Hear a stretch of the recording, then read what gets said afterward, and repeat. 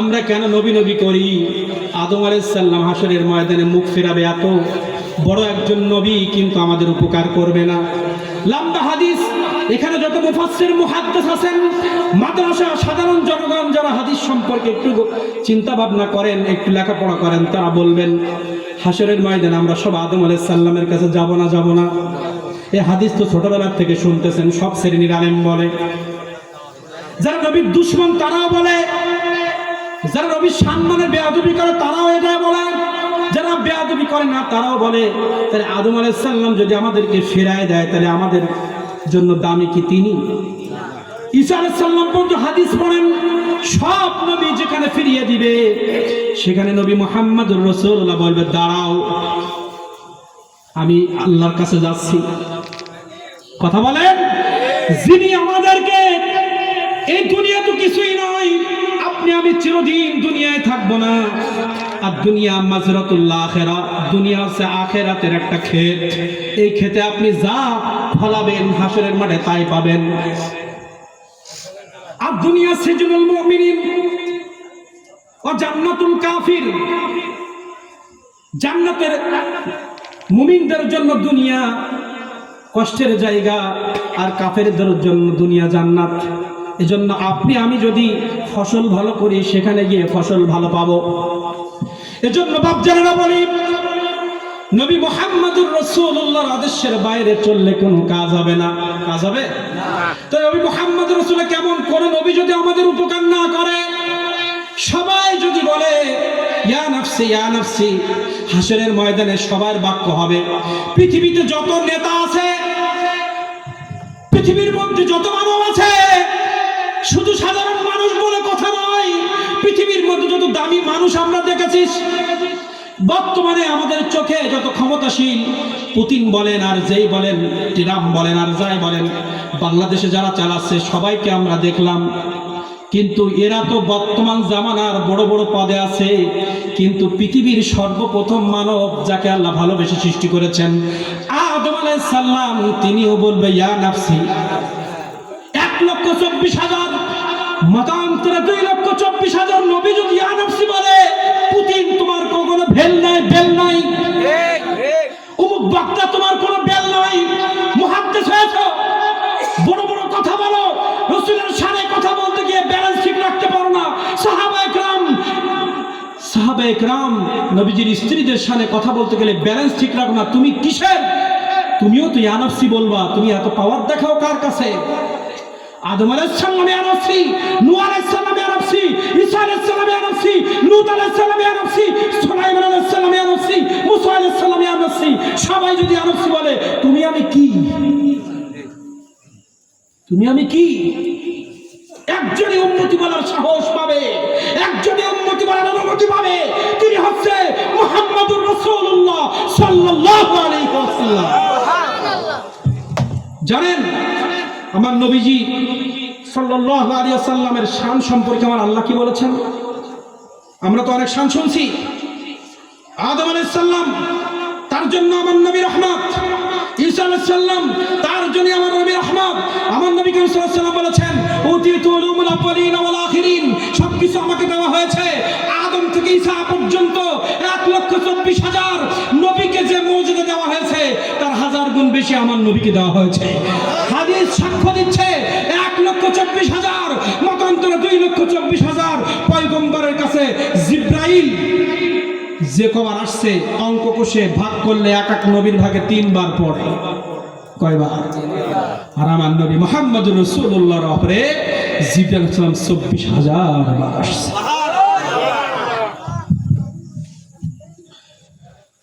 আদম আলাইহিস সালামকে আল্লাহ কি মর্যাদা দিলেন, মুসা আলাইহিস সালামকে কি মর্যাদা দিয়েছেন, একটু খেয়াল করুন। আমার নবী রাহমাতুল লিল আলামিন কেমন? মুসা আলাইহিস সালামের জামানায় বনি ইসরাইলে বৃষ্টি হয় না দীর্ঘদিন, মরুভূমিগুলো শুকিয়ে গেছে, পশু পাখিগুলো পানি পাচ্ছে না, গাছ গাছালিগুলো মরণপান অবস্থা। মুসা আলাইহিস সালামের কাছে এসে বলছে, মুসা তুমি একটু কিছু ব্যবস্থা করো, সব তো আমরা পানি না খেয়ে মারা যাব।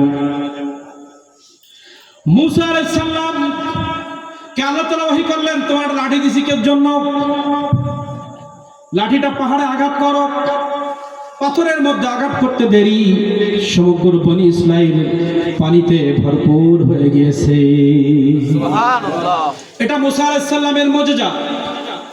আমার নবী মুহাম্মদুর রাসূলুল্লাহ হুদায়বিয়ার যুদ্ধের সময় সাহাবায়ে কেরাম এসে বললেন, হাজার হাজার সাহাবী আমার নবী মুহাম্মদুর রাসূলুল্লাহর কাছে এসে বলছে, নবী পানি নাই। আমার নবী মুহাম্মদুর রাসূলুল্লাহ বলে, পাত্রগুলো নিয়ে আসো এদিকে। পাত্রগুলো আনার পরে কাত করে দেখে কোনো পানি নাই। নবী মুহাম্মদুর রাসূলুল্লাহ সাল্লাল্লাহু আলাইহি ওয়াসাল্লাম বলছেন, পাত্রগুলো আগলা করে ধরো সামনে। 5টা আঙুল এভাবে পাত্রের সামনে ধরলেন, ঝর্ণার মতো পানি ঝরতে হাজার হাজার বোতল পানিতে ভরে গিয়েছে। লাঠি লাগে না, শরীর মুজিজা। আমার নবী কেমন নবী? খন্দকের সময় আমার নবীর মুজিজা কেমন দেখেন। খন্দকের যুদ্ধের সময় হাজার হাজার সাহাবায়ে কেরাম ক্ষুধার্ত। জাবের রাদিয়াল্লাহু তাআলা ছিল তার পাশে বাড়ি। নবী মুহাম্মদুর রাসূলুল্লাহ সাল্লাল্লাহু আলাইহি ওয়াসাল্লামের কাছে এসে বলছে, নবীজি পেটে পাথর বেঁধেছি ক্ষুধার জ্বালায়। নবী মুহাম্মদুর রাসূলুল্লাহ বলছে, তোমার কয়টা পাথর? একটা। আমার বুকে 2টা। সুবহানাল্লাহ। শ্রমিক, নিজে শ্রমিক ছিলেন।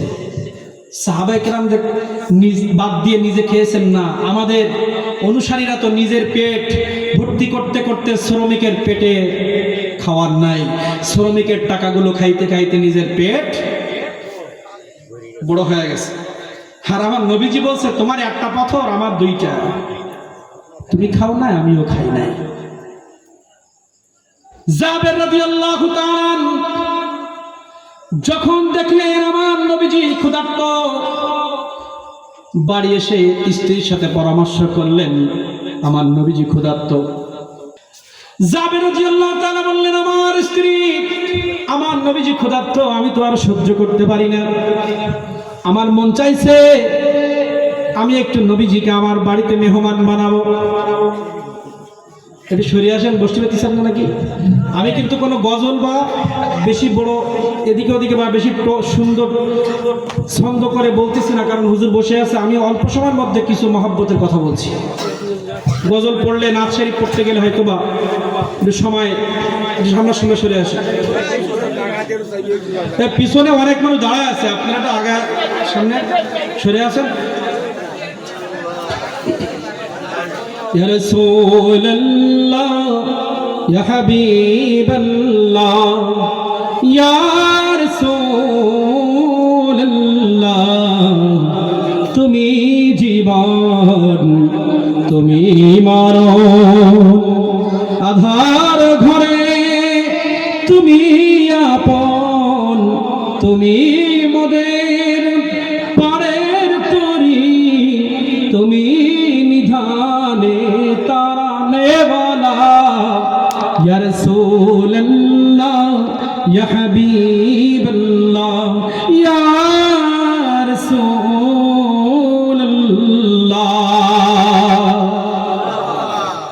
এটা নাত শরীফ, তাও হাদিসের অনুবাদ। নাত শরীফের যে কত মর্যাদা জানেন? নাত শরীফ পড়ে রাসূল সাল্লাল্লাহু আলাইহি ওয়াসাল্লাম মেম্বার তৈরি করে দিয়েছেন নাত শরীফ পড়ার জন্য। এই যে ইয়া রাসূলুল্লাহ, তুমি জীবন বললাম মানে কি? এই জীবনে সুন্নাহ না থাকলে তার কোনো দাম নাই। তাহলে আমার জীবন নবী না? আমার এই জীবনটা, এই বডিটা যতদিন রূহ থাকবে ততদিন তো আমাকে জীবিত মানুষ বলবে। এই জীবিত মানুষের দুনিয়াবি 50-60 বছরের এই বডি জান্নাতে যাবে, এটা নির্ভর করছে আমার নবীর সুন্নাহ। নবী তো জীবন, পরকালে তুমি ভরসা। কবরে সব প্রশ্ন পারলেন, মান নাবিয়্যুকা চিনতে না, মা কুনতা তাকুন হাযা রাজুল। ডাইরেক্ট দেখানো হবে ইনি কে। যারা মিলাদুন নবী অনুষ্ঠান পালন করছে, কবরের মধ্যে বলবে ইনি হচ্ছে আমার সেই মিলাদুন নবী পালন করবে নবী মুহাম্মদুর রাসূলুল্লাহ। নারে তাকবীর, আল্লাহু আকবার, নারে তাকবীর, আল্লাহু আকবার, নারে রিসালাত, ইয়া রাসূলুল্লাহ, নারে রিসালাত, ইয়া রাসূলুল্লাহ। সাইয়্যিদা মিলাদুন নবী জিন্দাবাদ, নবী করিম সাল্লাল্লাহু আলাইহি ওয়াসাল্লামের পাগল হলে লাভ আছে কবরে, লাভ আছে কোথায়? হাসরে। সবাই ফিরিয়ে দিবে, একজন উম্মতি উম্মতি বলবেন। এই নবীর পজিশন সম্পর্কে বলি, কোন দামি উত্তম কোন কথা, উত্তম কোন ব্যক্তিকে কথা বলার জন্য আল্লাহ তাআলা কি শব্দ ব্যবহার করেন? এখানে আলেম আছে, কাপ আছে না? কাপ আরবিতে এই কাপটা জমির না, জমিরের জন্য ব্যবহার হয়। এই কাপটা কোরআন মাজিদে কোনো কাছের মানুষকে বোঝানোর জন্য আল্লাহ তাআলা ব্যবহার করেছেন। যেখানেই ব্যবহার করেছেন সেখানে আমার নবীর শান দেখেন।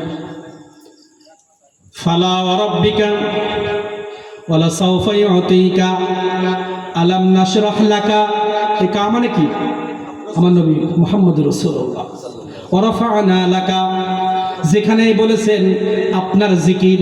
আর ওয়ালা সাওফা ইউতিকা রাব্বুকা ফাতারদা, হে নবী সারা জীবন আপনি আমার গোলামি করেছেন, আমার হুকুম পালন করেছেন, আমি আপনাকে এত এত এত বেশি ভালোবাসি, যতক্ষণ কিয়ামতের মাঠে আপনি চাইবেন ততক্ষণ আমি আপনাকে দিব। ওয়ালা সাওফা ইউতিকা, আপনাকে আমি ততক্ষণ দিব যতক্ষণ আপনি আমার কাছে চাইবেন। আর আমার নবীজি সাহাবীদেরকে বলে গেছে, হে আমার সাহাবায়ে কিরাম, কিয়ামতের মাঠে একটা উম্মত জাহান্নামে থাকতে আমার চাওয়া বন্ধ থাকবে না।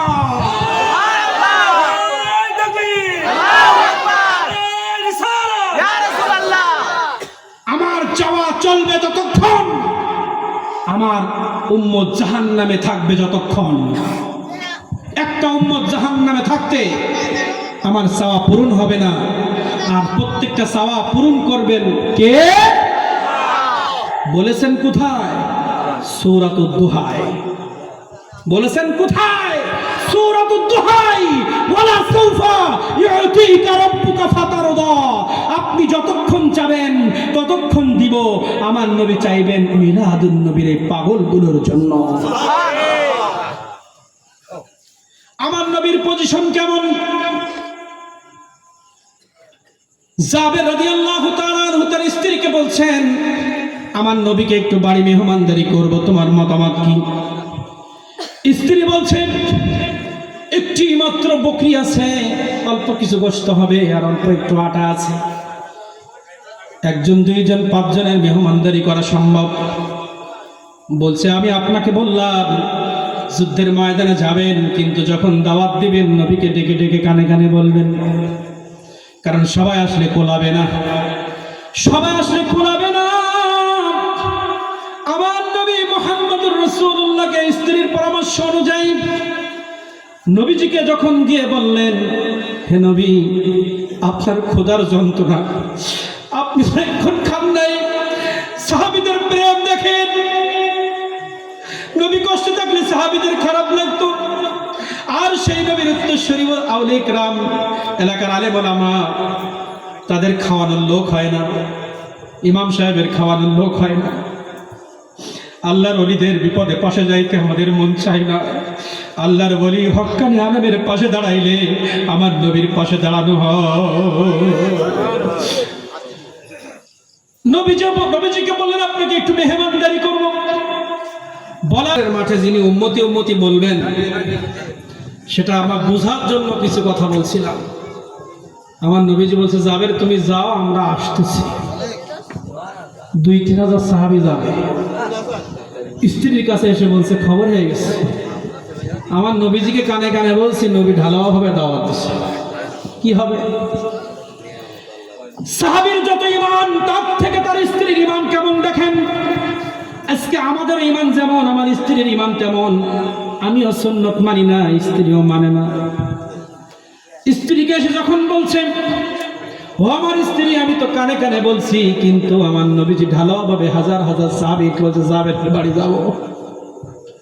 ওনার স্ত্রী বলছে, আমার স্বামী, আল্লাহর নবীর মুখ দিয়ে যদি এ কথা বলে থাকে, সবাই আসুক, কোনো অসুবিধা নাই। একটা বকরি আর অল্প কিছু আটার রুটি আমার নবীজি নিজ হাতে বন্টন করেছেন। 3000-এর ওপরে সাহাবী 3টা করে রুটি আর পর্যাপ্ত পরিমাণ গোশত খাওয়ার পরেও যেমন রুটি তেমন গোশত রয়ে গেছে। কি মুজিজা, কি মুজিজা!